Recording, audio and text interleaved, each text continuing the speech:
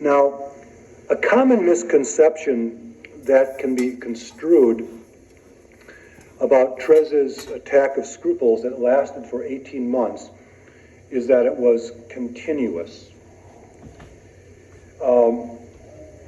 This is not true if we read the documentations. For example, in July 1885, 2 months after the beginning of her bout with scruples, Therese had a very joyous time for 2 weeks at the seashore at Treville. Celine's aunt writes to her husband, Uncle Isidore, quote, "Therese is delightfully happy. Marie was telling me yesterday that she had never seen Therese so happy, with her face so frankly happy. Yesterday, she and Marie came home decked out in little bouquets. Marie had cornflowers, Therese had forget-me-nots, etc." Therese is delightfully happy because at the seashore, in nature, she experienced a loving, merciful God, which is one of the ways that Therese's psyche symbolized God for her. Therese's novice mistress testifies the following, quote, "A feature of Therese's piety that struck me particularly because I had never heard it spoken of in Carmel before or in the lives of the saints was the role that she attributed to flowers. For her, every flower spoke a language of its own in which revealed God's infinite love and perfections to her. She also used them to tell God of her own love and her other sentiments." In the opening story, the opening image of Story of a Soul is that of herself as a flower under the loving gaze of God. You know, this is God looking down upon her. I mean, God can look down upon us with love, if we have a positive image of God, or God can look down upon us kind of like with a growl, with a harsh countenance. This primal image of God, I believe, Therese first received on Rose Tally's farm when at the first year of her life. Because what we know of her when she was in the country, she was a happy child. But this primary image of God became infected by an ingested image of God of Jansenism.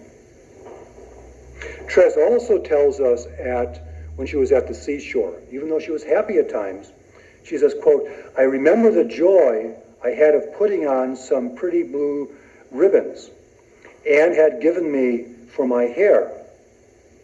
I also recall having confessed at Tourville even this childish pleasure, which seemed to me to be a sin."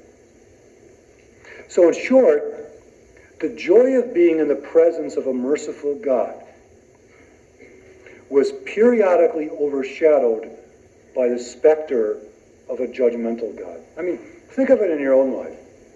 There are some times in your life when you really believe that God is merciful. And then all of a sudden you do something wrong or something happens, and all of a sudden the face of God changes. And God becomes a very stern God in our imagination. Therese, like all of us, needed to be reassured over and over again of her belief in a merciful God. Remember that passage in the Story of a Soul where Father Bichon tells Therese that she had never committed a mortal sin. And we read in that passage, Therese said that my life just changed. It was like I was set full sail on the sea of merciful love.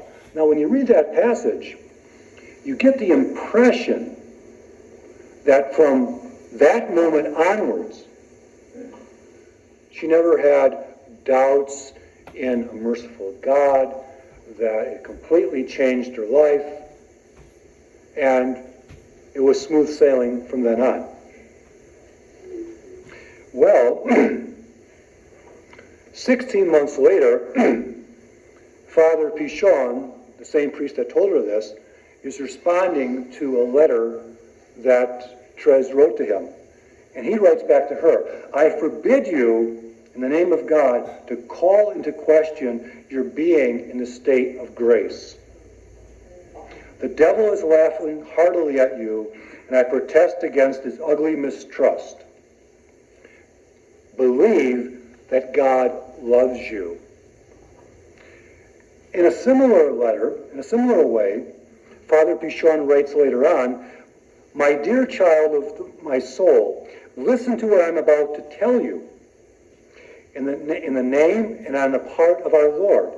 No, you have not committed any mortal sins.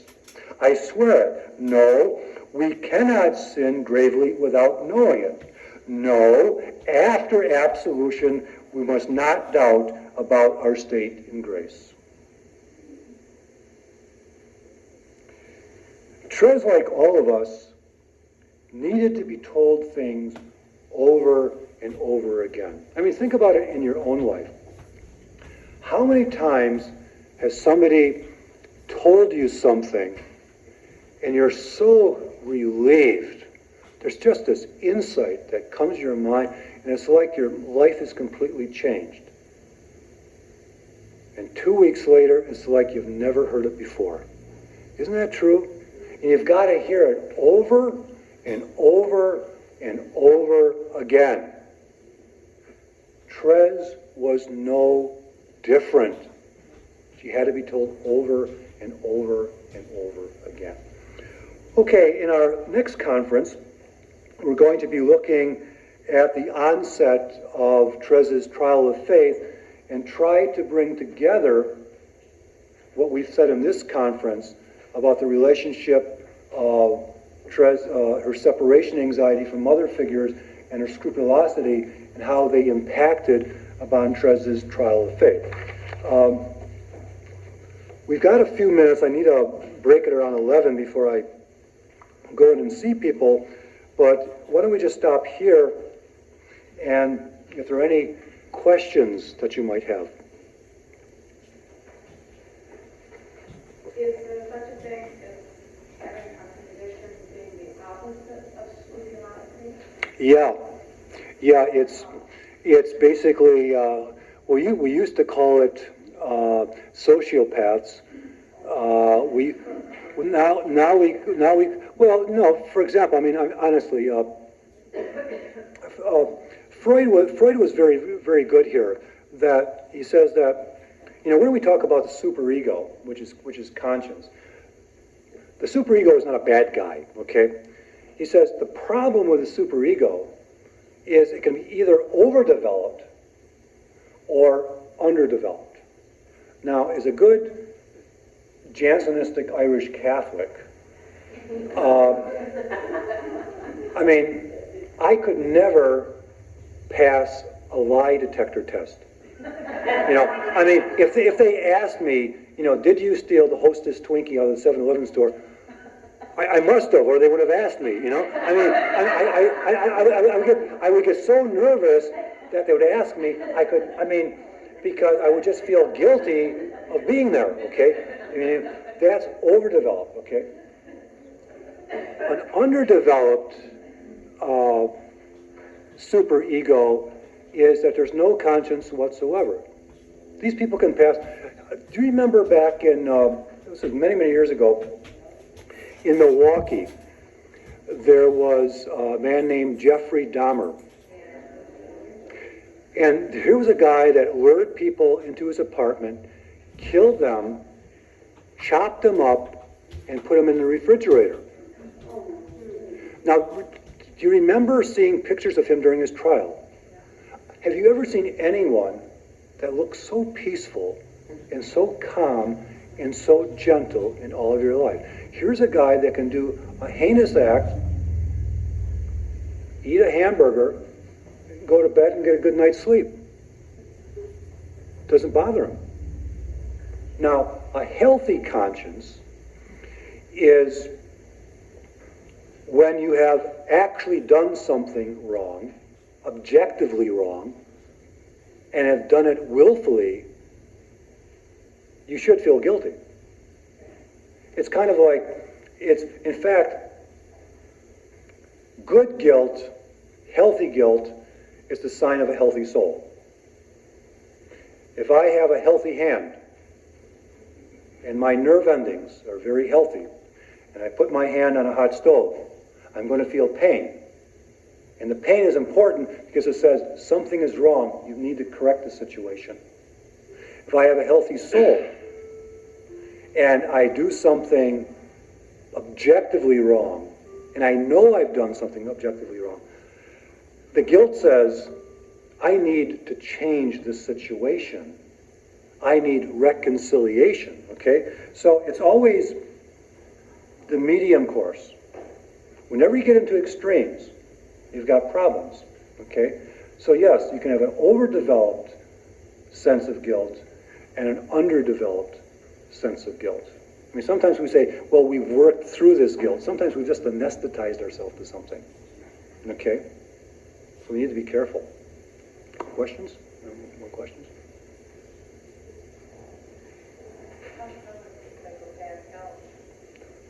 How is a psychopath helped? That is a question that psychologists are split on, because with an obsessive compulsive person it's easier because something is broken. There is a irrational idea that can be changed. But with a sociopath, something is missing. And how can you replace something that's missing? That's a real question, whether you can actually help these people or not. Also depends upon degrees.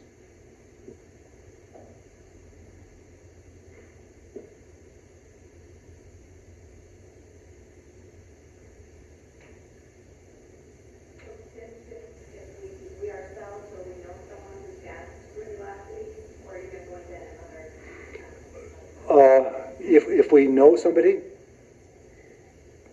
well, I would say actually, Marie, the way that Marie approached Therese was very, very wise. In fact, it's she, without even realizing it, she dealt with Therese in a way that St. Alphonsus Liguori, who is kind of the master of textbooks on scrupulosity, is basically you have to be a benign dictator. And what I mean by that is what Marie did was she told Therese what she could confess and what she couldn't confess, and when she could go to confession, you know, and she took responsibility for it. For example, if I've had people come to me in spiritual direction and that are very, very scrupulous. And if the person's going to come, you have to make a contract. And the contract is this: if you're going to come to me, you can only come to confession to me and nobody else. And if you feel guilty, I will take responsibility for it. It's doing something for that person that they cannot do for themselves. It's not treating them like a child. You know, it's kind of like overriding the superego.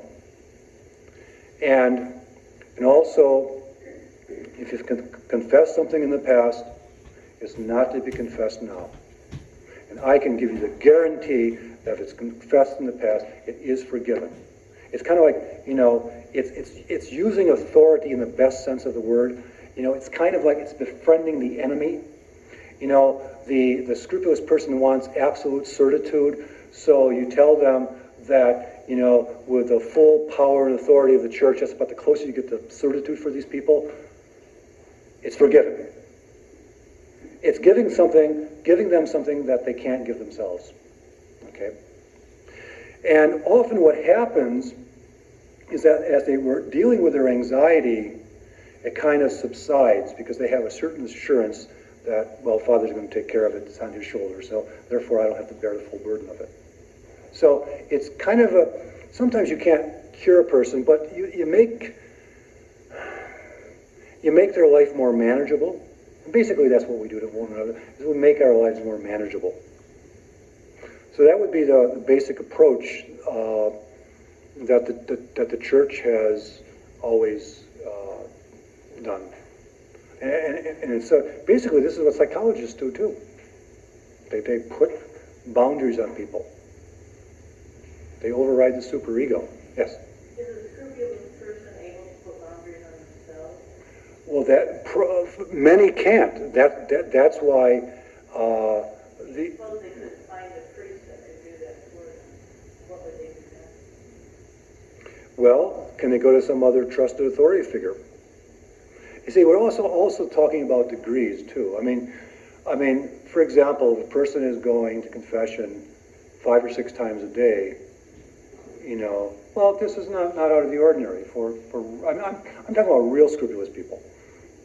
I mean, we're not talking about just having some scrupulous thoughts. Hopefully, if they're going to the same priest, probably not only for this person's health, but for the priest's sanity, they have to put boundaries on the person.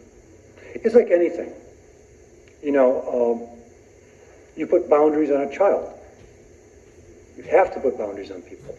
And if you don't put boundaries on ourselves, we can't grow up. We're all over the place, and therefore it's putting boundaries. Now, to answer your question, if a person can't get help,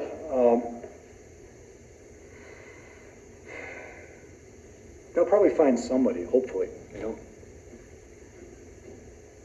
That's not in that whole book that I read. Now that you bring me a couple points, I got to read the text because I think when you read one more, you miss a lot of things. Yeah. But she was under a priest's guidance all the time, and just like you said, she had the same priest for confession all the time.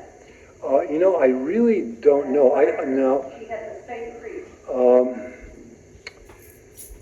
I think. Well, I'd have to check that. Because I know that Father Pichon went to Canada, and But he made sure that somebody was there for her to I don't know about. Well, yeah, there might have been somebody there to go to confession all the time, but if you've got a scrupulous priest in confession, and you're hearing a scrupulous person,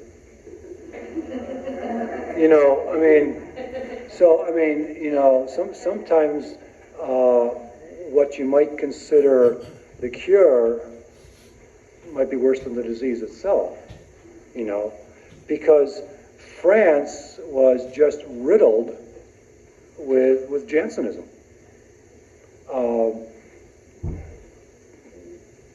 The Carmel that Therese went to was extremely Jansenistic. That's why her little way was so radically different than the spirituality of the nuns around her. Their image of Carmel was literally a lightning rod to deflect the wrath of God from a sinful world. Now you think of the image of God behind that image. That's pagan. That's Zeus with lightning bolts,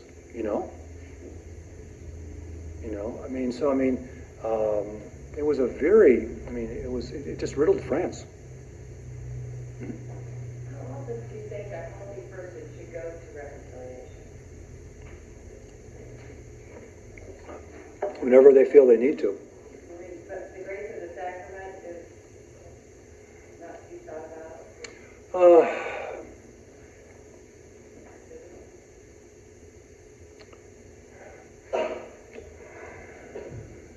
Yeah, but that's an important consideration, but I think you need to be careful of,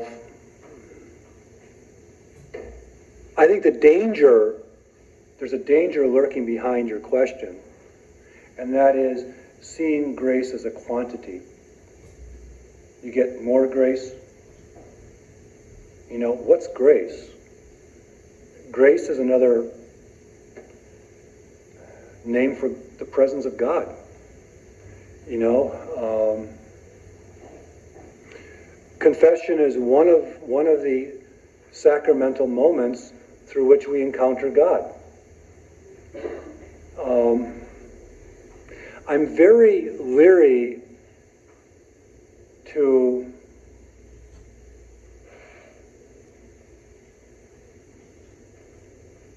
give a time on how often one should go to confession. However, I would say that frequent confession, I think, can be very, very important because it keeps our life current. You know, time is a way of accumulating on the soul. You know, and there's a certain dullness that can kind of accumulate, so to speak. And frequent confession can be important in the sense that it really makes us reflect upon our lives and how we are responding to God and responding to our neighbor. And I find that usually when I go to confession, I bring back the same stuff. Don't you? Because usually we're dealing with the same issues in our lives, the same people, you know. And that's not such a bad thing. That's just the reality. And it might be in fact, it might be a very, very humbling reality that there are certain things in my life that I always have to struggle with. I'm always going to fall, you know. I don't want to give you an answer to that because, first of all, I don't have one. And I'm afraid that if I do, even if I had one, that some people here might take it as gospel truth. Well, Father said, you know, you should go every 2 weeks. I don't know. I don't. Yeah. Hope that was sufficiently vague. Yeah, I was just thinking of the Holy Father, how often he goes. Well, he's a pretty bad fellow, so maybe. Yeah. Yes. If you have a spiritual director, Yep. advise that person also being a confessor, assuming it's a priest. I wouldn't advise one way or the other. Interesting, a person asked me that who comes to the direction for me now, and she said, do you mind if I go to confession to you too? And knowing that there are some priests that want to keep the two things separate. Okay? I personally don't have any problems with that. I think first of all, you should take the lead. I mean, for example, if I go to somebody for spiritual direction, and there's something I'm not really either willing or able to bring up to my director, that I want to go to somebody else for confession, I'll keep the two separate.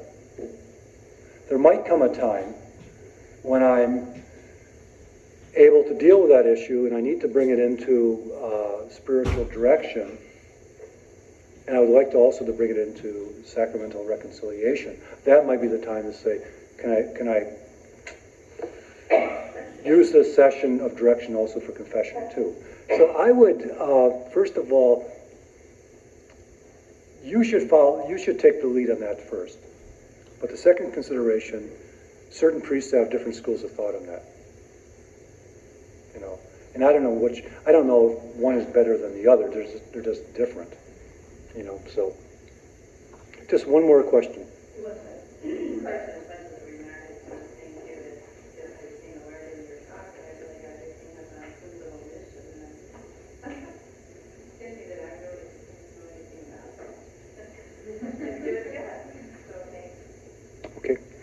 Okay, I'm going to just take a break now because I think the first person I see at 11:15. So then I think we have lunch at 12. And as Sister said, please be on time for lunch because it really makes a big difference with the staff. And that I think is kind of the primary thing of charity that we have to keep in mind. Okay, they're not our maids and guests. Okay, or our servants. Okay.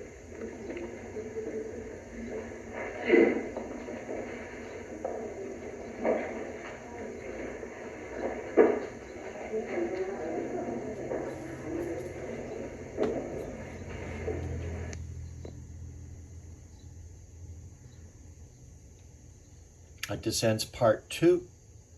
We have Part 3 and 4, and I believe probably 5 and 6, so we'll continue.